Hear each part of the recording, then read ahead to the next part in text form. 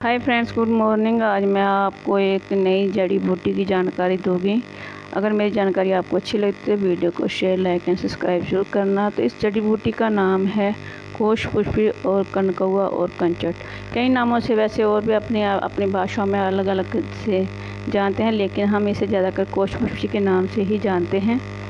तो कोई भी हम जड़ी बूटी के बारे में जानकारी देते हैं तो पहले आप आयुर्वेदिक की सलाह लें, फिर उसका इस्तेमाल करें जड़ी बूटी का।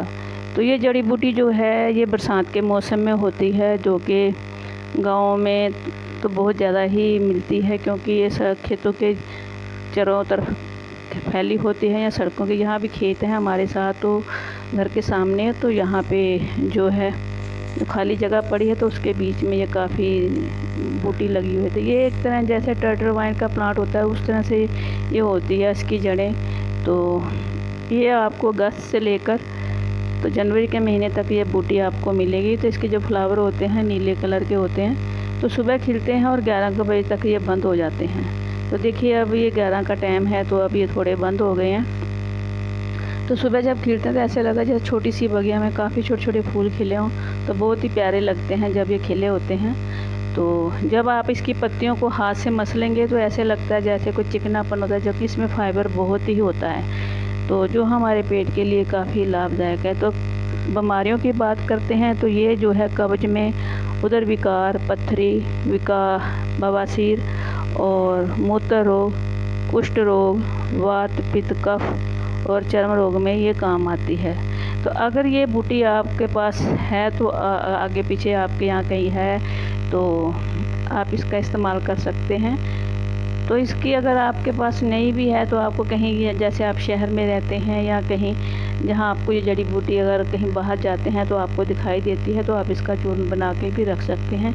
तो चूर्ण बनाने का तरीका ये है कि आप इसको अगर तो ताज़ी मिल जाए तो ठीक है, नहीं तो आप इसकी जड़ से उखाड़ कर ले आइए प्लांट को, और इसकी जड़ को अच्छी तरह से साफ़ कर ली, क्योंकि इसकी जड़ को जो है मिट्टी लगी होती है। और अच्छी तरह से वॉश करके इसको छाया में सुखा के इसका चूर्ण बना लें।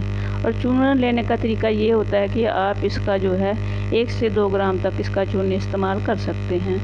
तो अगर आपको ये जड़ी बूटी कहीं मिल जाती है, तो अगर आपके आसपास कहीं है तो आप इसको जो है इसकी पत्तियों को तोड़ के इसका रस जो है, इसका रस भी सुबह खाली पेट इस्तेमाल कर सकते हैं। जैसे बवासीर में आप इसका इस्तेमाल कर सकते हैं, बवासीर में इसकी पत्तियों का रस निकाल के मस्सों के ऊपर लगा सकते हैं। और जैसे ये अगर आपको चर्म रोग है जहाँ पे, तो उसमें भी इसकी पत्तियों का रस निकाल के रुई के साथ आप इसका जो है भिगो के तो वो उसके ऊपर लगा सकते हैं। अगर नहीं तो आप पत्तियाँ भी उसके ऊपर मल सकते हैं। जैसे कुष्ठ रोग है तो इसमें आप पत्तियों का रस भी पी सकते हैं। तो ये देखिए आपने देखा कहीं कहीं छोटे छोटे सुराख हो रहे हैं पत्तियों के, तो इसको कीड़े पतंगे बहुत ही आसानी से खाते हैं। तो लोग इसकी ज़्यादातर सब्जी बहुत बनाते हैं। इसकी जो सब्जी होती है आगे से कोमल कोमल पत्तियाँ जो होती हैं, जैसे हम पालक तोड़ते हैं इसी तरह से इसको तोड़ के चीर के अच्छे से साफ़ करके इसकी सब्ज़ी बनाते हैं। तो सब्ज़ी खाने लिए भी बहुत लाभदायक है। तो अगर आप इसके पकौड़े बनाना चाहें तो पकौड़े भी बन सकते हैं। बहुत आसानी से लोग इसके पकौड़े बनाकर भी खाते हैं। तो जो ये आदिवासी लोग होते हैं ज़्यादातर इन चीज़ों का ही इस्तेमाल करते हैं। तो काफ़ी ही लाभदायक जड़ी बूटी है ये। तो अगर आपके आसपास कहीं है तो आप इसका इस्तेमाल कर सकते हैं। तो बवासीर में भी आप इसको खाली पेट भी ले सकते हैं, तो सब्ज़ी बनाकर भी आप खा सकते हैं, क्योंकि जो पेट में कब्ज होती है उसके साथ ही बवासीर होती है। अगर आपका पेट ठीक है तो सभी बीमारियां ठीक होती हैं। तो जैसे ये पत्तियां हैं, आप इसको पत्तियों को सुबह अगर आपके आसपास कहीं है तो सुबह तोड़ के इसका ताज़ा रस निकाल के पानी मिला के आप पी सकते हैं। अगर आप इसका चूर्ण बना के रखना चाहें तो चूर्ण बना के भी रख सकते हैं, वो भी बहुत आसानी से आपका बन जाएगा। आपको छाया में सुखा के जैसे मैंने बताया वैसे करके रखें तो बहुत ही आसानी से बन जाता है। तो जैसे कहीं चोट वगैरह या जहाँ कुछ घाव होते हैं तो वहाँ पे भी इसकी जड़ी बूटी को आप उसका रस लगा सकते हैं। तो ये थी मेरी छोटी सी जानकारी जो मैंने आपको दी। अगर मेरी जानकारी आपको अच्छी लगती है तो धन्यवाद।